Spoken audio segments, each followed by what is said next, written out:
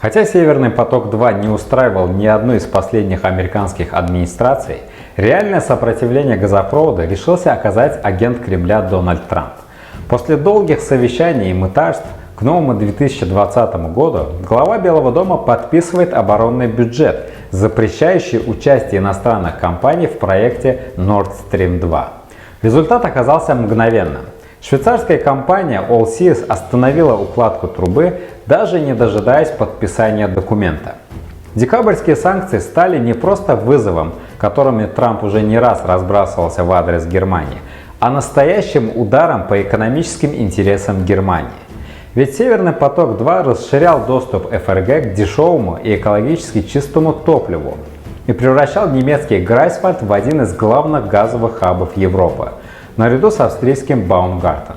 К тому же в условиях пандемии и нового финансового кризиса в Европе для перезапуска экономики очень нужен дешевый российский газ. И об этом на днях заговорили в Министерстве экономики ФРГ. Когда пандемия коронавируса оказывает огромное давление на страны во всем мире, не время раскручивать спираль эскалации и угрожать дальнейшими экстерриториальными санкциями, которые противоречат международному праву, отметила пресс-секретарь Питера Альтмайера. Надо сказать, реакция на губительное для немцев решение Трампа была более чем сдержанная.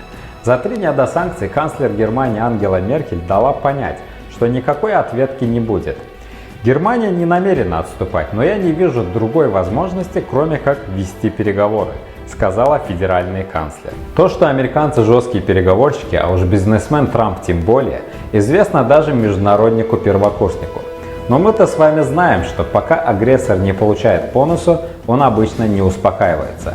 Тем не менее, кабинет Меркель все эти 3 года последовательно вел политику умиротворения Трампа. Никаких реальных шагов по противодействию санкций Берлин не предпринимал. Более того, немецкие власти в последние месяцы даже начали потакать Вашингтону. Так, сетевое агентство Германии отказалось дать «Северному потоку-2» исключение из-под поправок к газовой директиве ЕС, что фактически может оставить трубу полупустой после сдачи в эксплуатацию. Прикармливание зверя никакой пользы не дало. Трамп продолжил терроризировать Меркель. В Конгрессе устами сенатора от богатого сланцевым газом штата Техас Теда Круза заговорили о расширении санкций. Под ограничения теперь могут попасть «Газпром» и немецкие компании, которые обслуживают укладку газопровода. На днях глава Белого дома и вовсе намекнул на то, чтобы Германия сама добровольно отказалась от «Северного потока-2». Трамп возмутился тем, что Германия платит России миллиарды долларов за энергию, а США должны защищать ее от России. Вслед за этим миллиардер объявил о выводе 9 тысяч военных из Германии. Но и на этот выпад Берлин отреагировал мягко. Глава МИД Хайко Маас ограничился словами о том, что Берлин принял к сведению возможную эвакуацию американских войск. Единственным более-менее жестким ответом можно было бы назвать угрозы главы комитета Бундестага по энергетике Клауса Эрнста. Он сказал о готовности ввести пошлины на американский газ, если США не прекратят давить на «Северный поток-2».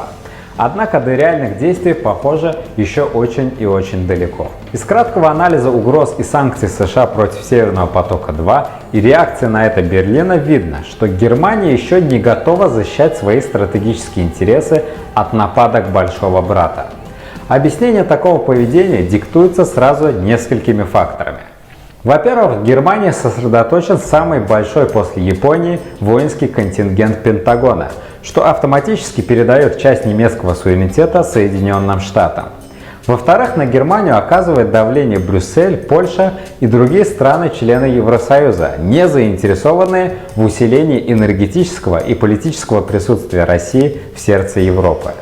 В-третьих, правящая элита ФРГ считает трансатлантическое единство и военное присутствие США основой современной политической системы и стратегии страны. В-четвертых, возможно, кабинет Меркель дожидается поражения Трампа на ноябрьских президентских выборах. И в условиях конфликта с Россией за Крым и Донбасса, Меркель не хочется лишать себя мощной опоры в лице Америки. Страхи Германии вполне понятны, но в случае раскола в немецко-американском альянсе США рискуют не меньше немцев.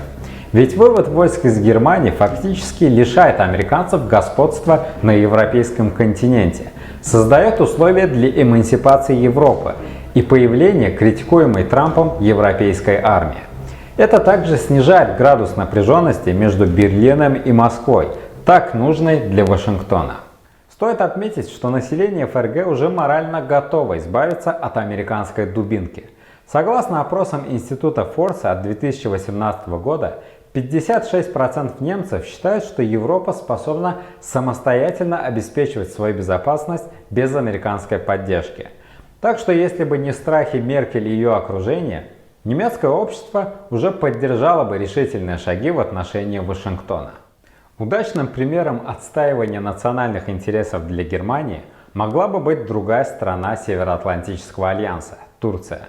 Напомню, что в оборонном бюджете Трампа санкции предусматривались и для турецкого потока. Однако Реджеп Таyyip Эрдоган проигнорировал угрозы из Вашингтона и 8 января вместе с Владимиром Путиным торжественно открыл газопровод по дну Черного моря. На этом у меня все. Спасибо всем за внимание.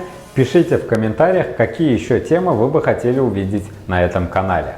Подписывайтесь на Камран Ликс здесь и в Телеграме. Пока.